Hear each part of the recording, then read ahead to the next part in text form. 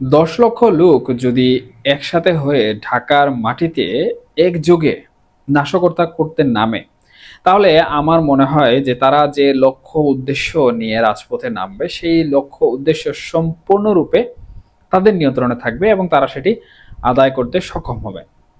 এর কারণ হচ্ছে ১০ লক্ষ লোককে একসাথে নিয়ন্ত্রণ করার যে ব্যবস্থা, সেই ব্যবস্থা এখন পর্যন্ত আমাদের যে প্রশাসনিক কাঠামো রয়েছে সেই প্রশাসনিক কাঠামোর মধ্যে গড়ে ওঠেনি।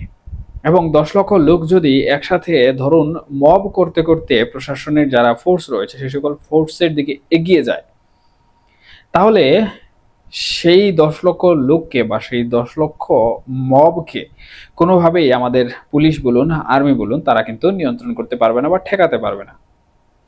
এখন তারা যদি বহিঃশত্রু হয় তাহলে অন্য বিষয়, সেনাবাহিনী সেখানে বল প্রয়োগ করতে পারবে কিংবা নির্বিচারে গুলি করে হত্যা করতে পারবে। কিন্তু যখন তারা আমাদের দেশের নাগরিক হবে এবং আমাদের মতো কোনো এক মহলে বসবাসকারী কোনো এক ব্যক্তি হবে, তখন কিন্তু সেনাবাহিনীর পক্ষে গুলি করে নির্বিচারে হত্যা করাও বেশ কঠিন হয়ে দাঁড়াবে এবং সেনাবাহিনী চাইলেও তখন সেই জেনোসাইড বা গণহত্যা করতে পারবে না। এমনটি আমরা বাংলাদেশে দেখেছি। তবে বর্তমানে যে বিষয়টি শোনা যাচ্ছে যে আওয়ামী লীগ ঢাকাতে ১০ লক্ষ লোক জড়ো করবে এবং ১০ লক্ষ লোক জড়ো করার সম্পূর্ণ দায়িত্ব বর্তমানে নিয়েছেন সাইমা ওয়াজেদ পুতুল, যিনি শেখ হাসিনা কন্যা। উনি আপনারা জানেন যে বিশ্ব স্বাস্থ্য সংস্থার সাথে জড়িত ছিলেন, কিন্তু উনার বিরুদ্ধে অন্তর্বর্তীকালীন সরকার যে সকল গুরুতর অভিযোগ সমূহ এনেছে সেই সকল অভিযোগ সমূহের কারণে যে সংস্থার সাথে উনি জড়িত ছিলেন সেই সংস্থা উনাকে অনির্দিষ্টকালের জন্য ছুটিতে পাঠিয়েছে। এখন এই যে অনির্দিষ্টকালের ছুটি, এখন তিনি আসলে কি করবেন? তিনি দিল্লিতে অবস্থান করছেন এবং শেখ হাসিনা যিনি দিল্লিতে রাজনৈতিক আশ্রয়ে রয়েছেন, ওনার সাথে প্রতিনিয়ত যোগাযোগ হচ্ছে বলেও গণমাধ্যম সমূহ বলছে। সেই হিসাবে আওয়ামী লীগের এই যে মাঠের রাজনীতি নিয়ন্ত্রণ, এই মাঠের রাজনীতি নিয়ন্ত্রণ করার সম্পূর্ণ যে বিষয়গুলো রয়েছে সেই বিষয়গুলো সাইমা ওয়াজেদ পুতুল নিয়ন্ত্রণ করছেন। তথ্যসূত্র বা গণমাধ্যম সমূহ ইতিমধ্যে কিন্তু সাইমা ওয়াজেদ পুতুলের যে রাজনৈতিক সক্রিয়তা সেই সক্রিয়তা নিয়ে ব্যাপক প্রতিবেদন করেছে। বিভিন্ন বিশ্লেষক এই বিষয়টিকে বিভিন্নভাবে উপস্থাপন করেছেন। তবে এই যে ওনার চাকরি থেকে অবসরে যাওয়া বা ওনাকে অনির্দিষ্টকালের জন্য ছুটিতে পাঠানো, এখান থেকেই স্পষ্টভাবে বোঝা যায় এবং ওনার দিল্লিতে অবস্থান, মা শেখ হাসিনার সাথে ওনার নিয়মিত যে যোগাযোগ সেই যোগাযোগ থেকে কিন্তু স্পষ্টভাবে ধারণা করা যায় যে রাজনীতির মাঠের কলকাঠি এখন সাইমা ওয়াজেদ পুতুলের কাছে। সেই হিসাবে এই ১০ লাখ লোকের ঢাকায় এনে একটি বড় নাশকতা করার পরিকল্পনা নাকি তিনি করছেন, এমনটাই বাংলাদেশের বেশ কিছু গণমাধ্যম তাদের সামাজিক যোগাযোগ মাধ্যম প্ল্যাটফর্মে বিভিন্নভাবে তুলে ধরছে। এখন আমার প্রশ্ন হচ্ছে, এতদিন পর্যন্ত আওয়ামী লীগ আসলে এমন কি ধরনের নাশকতা করেছে যে আমাদের দেশের গণমাধ্যম সমূহ কিংবা আমাদের দেশের গোয়েন্দা সংস্থা সমূহ এই বিষয়ে এত তৎপর হয়ে গেল? আমি এখন পর্যন্ত দেখিনি। অর্থাৎ ৫ আগস্ট ২০২৪-এর পর থেকে এখন পর্যন্ত দেশের যে রাজনৈতিক পরিস্থিতি রয়েছে সেই পরিস্থিতিতে এখন পর্যন্ত কোনোভাবেও দেখিনি যে আওয়ামী লীগ কোনো ধরনের নাশকতা করছে রাস্তায়। নাশকতা বলতে আমরা আসলে কি বুঝি, এটা হচ্ছে মূল বিষয়। কিন্তু গণমাধ্যম সমূহ যেভাবে নাশকতা বিষয়টি সামনে নিয়ে আসছে তাতে মনে হচ্ছে যে আওয়ামী লীগ দেশের ভিতরে কিয়ামত ঘটিয়ে দিবে। আমি এর ব্যতিক্রম একটু চিন্তা করছি এবং সেটা হচ্ছে, আপনারা সবাই জানেন যে আওয়ামী লীগ নিষিদ্ধ আছে। এখানে সরকার তাদের পিঠ বাঁচাতে বা সরকার তাদের উপর যে সকল প্রশ্নসমূহ আসছে সেই সকল প্রশ্ন এড়িয়ে যেতে বারবার বলছে যে আওয়ামী লীগের কার্যক্রম তারা নিষিদ্ধ করে রেখেছে। এর পিছনে বেশ কিছু কারণ আছে।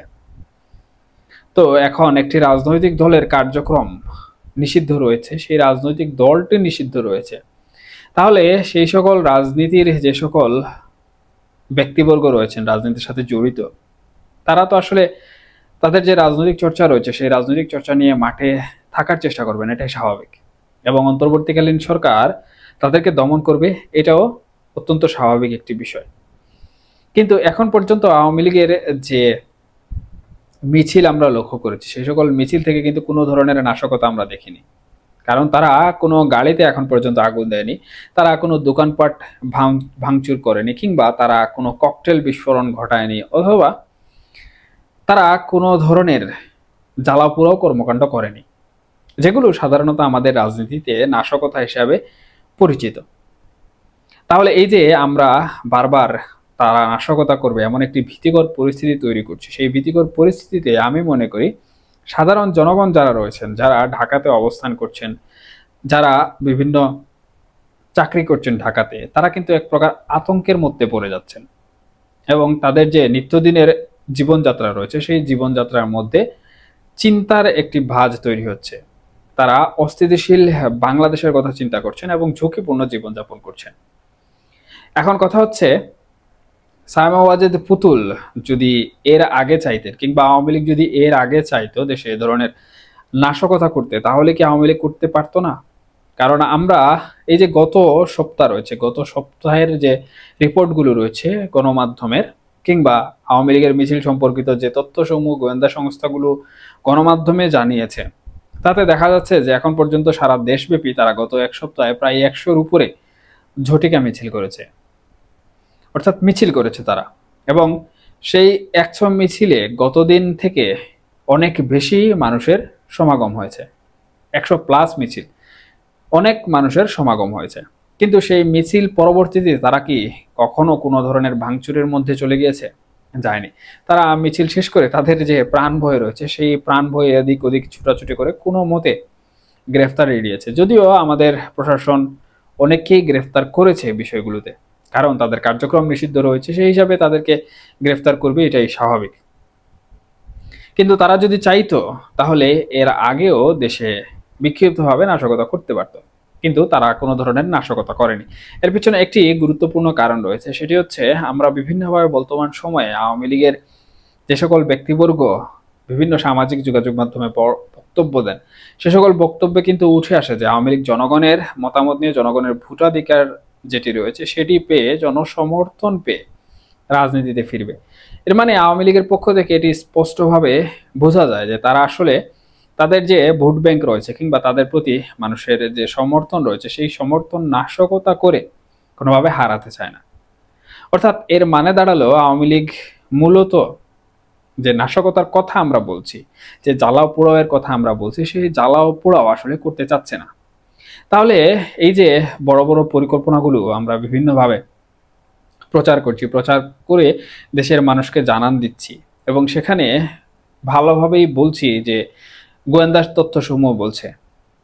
এখন গোয়েন্দা সংস্থা সমূহ যদি এরকম কোনো তথ্য গণমাধ্যমকে দিয়ে থাকে, তাহলে আমার মনে হয় যে গোয়েন্দা সংস্থাগুলো তাদের যে প্রতিবেদন রয়েছে, বিবৃতি রয়েছে, সেই বিবৃতিতে যদি ঢালাওভাবে দিয়ে দেয়, তাহলে দেশের জনগণ আরো বেশি উপকৃত হবে এবং দেশের জনগণ আরো বেশি সচেতন হবে।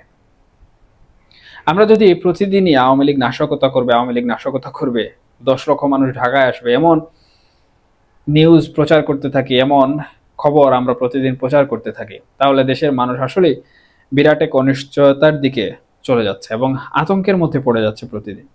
আমি এখানে কোনো গণমাধ্যমের বিরোধিতা করছি না, কোনো সংবাদ মাধ্যমের বিরুদ্ধে কোনো কথা বলছি না, তারা অবশ্যই তাদের তথ্যের ভিত্তিতে সেগুলো প্রচার করছে।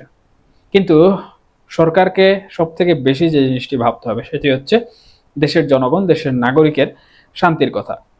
আওয়ামী লীগ, বিএনপি, জামাতে ইসলাম কিংবা অন্যান্য যে সকল রাজনৈতিক দলগুলো রয়েছে, তাদেরও উচিত এবং তাদেরও একমাত্র কাজই হচ্ছে দেশের জনগণকে নিয়ে ভাবা।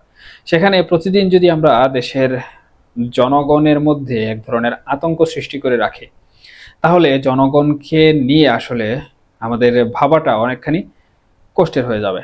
যাই হোক, এখন দেখা যাক আসলে যে 10 লাখ মানুষের জনসমাগম ঢাকায় হবে নাশকতার জন্য, এবং আওয়ামী লীগের সভানেত্রী শেখ হাসিনার কন্যা সায়মা ওয়াজেদ পুতুল যেভাবে দায়িত্ব নিচ্ছেন, সেভাবে আসলে এই দায়িত্ব কতটুকু তিনি পালন করেন এবং কতদিন পর সেই 10 লাখ মানুষ ঢাকার রাস্তায় নাশকতা করতে নামে, সেই বিষয়টি দেখার অপেক্ষায় রইলাম।